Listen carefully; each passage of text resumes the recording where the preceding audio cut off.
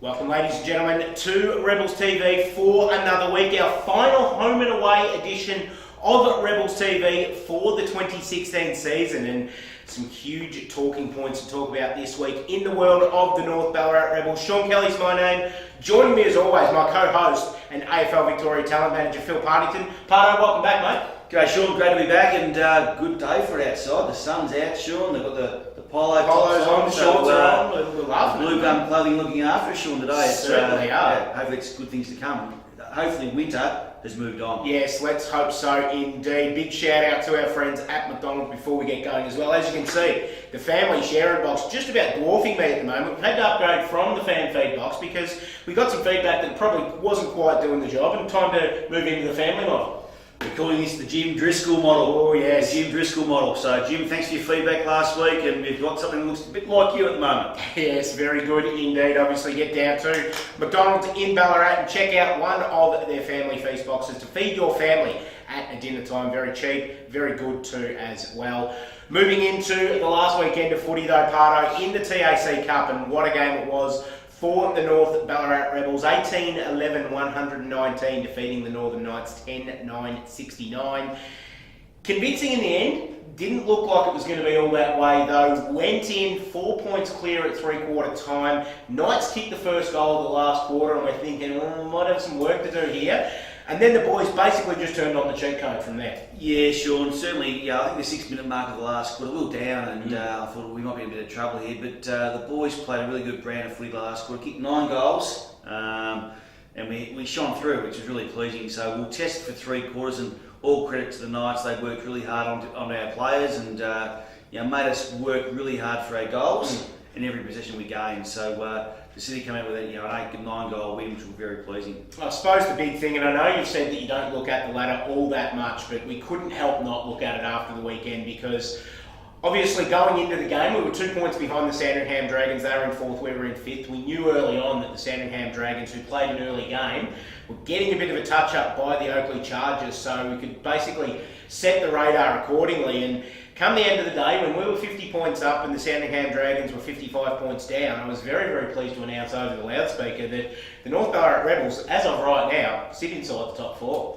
Yeah, as you know, Sean, don't look at the ladder at all, either the coaching staff nor the players either. So didn't know that was occurring at that particular time, but we control our own destiny, Sean. And at the end of the game, you just say that over the loudspeaker, there's a few smiles on the faces. So we need to win this week to secure our spot in the top 4, which is always good, because I always believe, Sean, if you get 2 games or more in the finals, you get more boys drafted. Yep. That's what we're here about, to get more boys drafted. So more games we play, the more times we're in front of the AFL recruiters. Yeah, we will indeed. And we'll obviously look at that, the draftable aspect of it, in, I suppose, the off-season Rebels TV shows that we'll do as well. Yes, we'll do a couple after the season's finished. So that's what we're looking at in that regard. So we'll leave that until then, though. But a couple of big things happening. Obviously, the game that we've just mentioned. Before that, though, last week, we're going to have a look at a little video package very, very shortly, because thanks to McDonald's, our fantastic sponsors, we actually took some of our boys out and about this year, out to some clinics.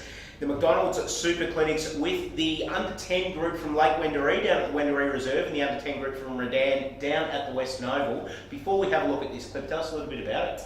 Well, it's something we really like doing, Sean, get the boys back to the community, and it's good for the boys to go back and teach the young fellas. And the young boys are role models for these under 10 boys, especially the Lakers under 10s, who Brooke Brand coaches. And it was a cold old night, Sean, I must admit. I saw the comparison between the Lake Wendouree ground and the Western Oval. I was pretty made at the Western Oval, but seeing the young boys jump in the tackle bags and get involved, and sing their theme song to the players, which is really good. And I think our boys walked away with a lot of sense of pride about doing that too, Sean. It's a big part of our program. So not only we like to give back to the community, and that's what we've done. And thanks to McDonald's, our major sponsor, to make that happen. And the boys have walked away from the under 10s with their McDonald's vouchers as well, so they'll be happy as well. They will indeed. Let's have a look at a little clip from our McDonald's Super Clinics last week out at Lake Wendouree and Redan. G'day, we're here at Lake Wendouree Footy Club with Brooke Brown's under 10s, and we're doing a McDonald's clinic, so for McDonald's Ballarat, who are one of our major sponsors at the Rebels. Basically, 15 of the Rebels boys are coming here to do a hour and a half clinic for taking the boys through some of the drills that the Rebels do throughout the year. Just to give them an idea of what it's going to be like if they're lucky enough to go through the Rebels, and giving back to the community who produce such good high quality players through the Rebel system.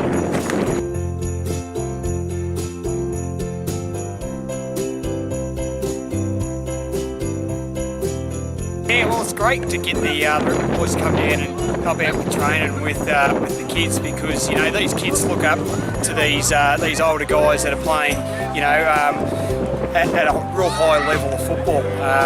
So if those kids can look at these other guys that are training them and know that it's a lot of hard work and a lot of commitment and skill base, they can then in the future be what these boys are here today. So which is really good. That it's a community thing too. That the Rebels come along with community football clubs as well. So which is fantastic.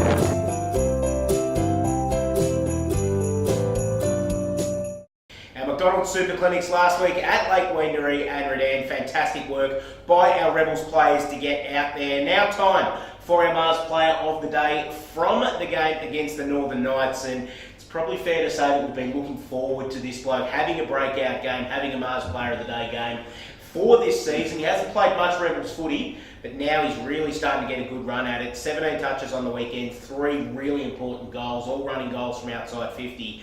The skipper this week, Jarrod Berry. Played a very good game, Jarrod. We've been waiting for this. He's been frustrated not getting a game because of injury and preparation, shoulder reconstruction last year, a few little niggles after that, but just seeing a smile on his face has been good around the place as well. He's been frustrated, and to see him kick those really important goals at important times, Shaun, that's a good player, and good to get the skipper up and about, and good to see him kick some goals for us. Yeah, he has indeed, 6 goals in the last 2 weeks. Our Mars Player of the Day for round 16, Jarrod Berry. We're here with our Mars Player of the Day for round 16, the skipper, Jarrod Berry. Bez, well done, mate. Great game, 17 touches, 3 goals, and some really impactful play by yourself as well. Yeah, thanks, Shaun. It was obviously good to get back out in the park and play with the Rebels boys, because I've been missing it through injury a fair bit. So it was just a pleasure to get back out there with the boys. Last couple of games you've played, it's been real impact kind of stuff. You kicked 3 goals in each game, and just little bits and pieces that you've done that have kind of made the difference. Is that what you felt as well, that you wanted to come in and do, get some touches, really make an impact? That's definitely a big aim of mine. It's more. I guess what you said, like trying to make that impact. And I think the start of the season I was too focused on just getting the little inside ball sort of stuff. So I've been trying to focus on that outside run and carry, and then obviously try and hit the scoreboard as well. Obviously, it's a bit of a different team than the very first few rounds of the season. You went out in round 6 with an injury and then spent some time within the Nationals, obviously the Under-18 National Championships and some other injuries and stuff like that. Since you've come back, what differences have you noticed in the structure? I think a lot of young boys are coming back into the side and really stepping up and showing that they can play TAC footy, but also I think the group has just come together and just we're really driving a strong message and strong morals inside the Rebels, and I think you can see that out in the field at the moment. 1 game left in the home and away season now. The win today puts us inside the top 4. Have you set yourself any personal goals for the rest of the season now from here on in? Probably just make that impact in the finals. So obviously it's all about the team, but it's good to have a couple of goals by your name. So. Well, Bez, congratulations, mate. Great game today. One of your best for the season. Great to see you back in form. Thanks, Shawnee. Jarrod Berry, our Mars Player of the Day from round 16. You're right. It makes a big difference when that bloke's up and about. Yeah, and spoke very well too, Bez. So well done, and look forward to a few more games like that over the next couple of months. Yeah, very much looking forward to that. It's that time now, Parto. Inside 60, our most popular segment every week here on Rebels TV. Thanks to Bluegum Clothing, of course, outfitting us and the Rebels team beautifully. And we've dragged the big names in for this week. What do we got? We had a St Pat's College theme going for a while, but now we looked at the last couple of weeks and we've had Ballarat and Clarendon College boys going, and they wrap up their own boys and everything like that. So I thought I'd test again this week and get one of the Ballarat and Clarendon College boys in. Hugh McCluggage coming in this week. Jeez, glad to see Hugh speak first of all on camera. And this will be an interesting one. I reckon he'll be very measured. I don't think he'll give too much away, I'm sure. No, I think you might be right there, but let's have a look. Judge it for yourself, because here he comes on the inside 60 for Bluegum Clothing, Hugh McCluggage.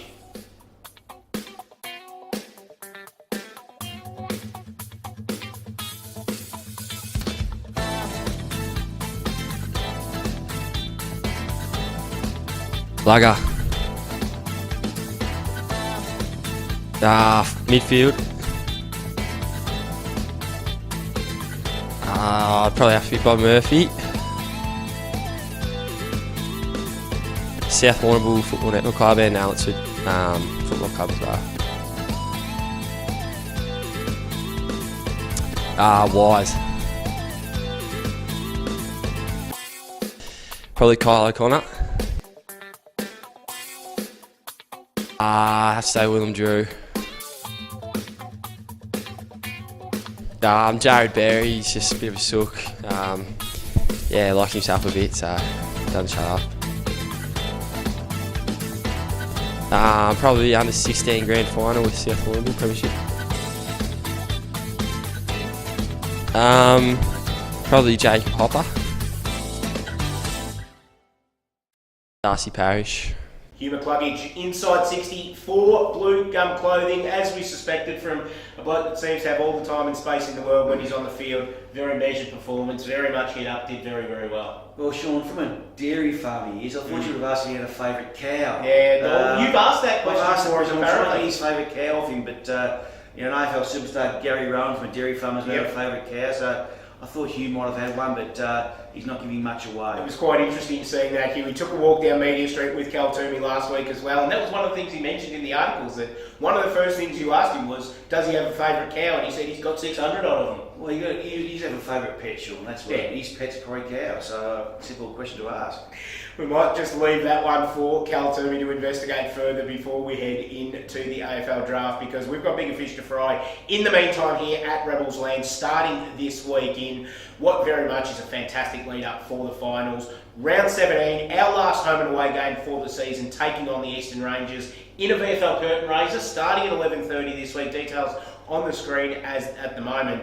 Really good test. Great carrot to dangle in front of the boys this week. You win, you finish top four. Not going to be easy though. The Eastern Rangers really took it up to us at Box Hill earlier this year, and that was without their state and school players playing. Well, that's right. The Eastern Rangers are a very good program, and they're not going to let us just waltz into the floor without a test. So we need to win. We control our own destination, but VFL curtain raiser, Shaun, second for the year, and the Roosters will have around 14 to 15 ex-Rebels boys playing.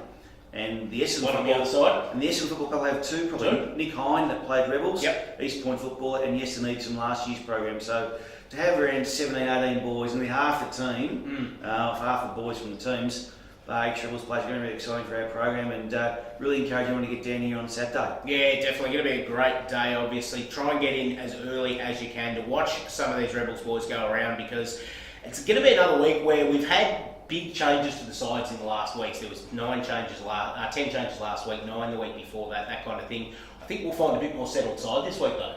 Oh, could be, sure. We might play around a bit more too, so that's to come on the selection table over the next course of this week. It's going to be a big game against the Eastern Rangers. Get down early, check it out. Talk to us though about, obviously, this is our last home and away round, but it isn't necessarily the last home and away round, because after this week, like the AFL do, there's a bye for the top 8 teams going into the finals, but the teams outside of the top 8 still play another game. Tell us a little bit of the reasoning behind that. Oh, just to give those teams another opportunity in front of the AFL recruiters, Shaun, and the country teams get a little tired coming into the finals because of the trouble we do, so having a rest weekend where we can sort of recharge our batteries, but giving those teams that finish outside the 8 another opportunity in front of the AFL recruiters is really important for those boys. Yeah, it should be an interesting round as well. Not just this week, but in that last week as well, as we see the bottom 4 sides in the competition go off against each other. But before that, big game this week. Rebels win and it's top 4 and at least 2 bites of the cherry in the finals. Very much looking forward to seeing what's happening at Eureka Stadium this week. Parto, looking forward to seeing you there as well. Thanks, Shaun. Looking forward to it. And looking forward to seeing you out there in Rebels Land, coming down to Eureka Stadium this weekend to cheer on the Rebels in their last home and away game, and the last time you'll see them in Ballarat this season. Get down and join us here at the North Ballarat Rebels.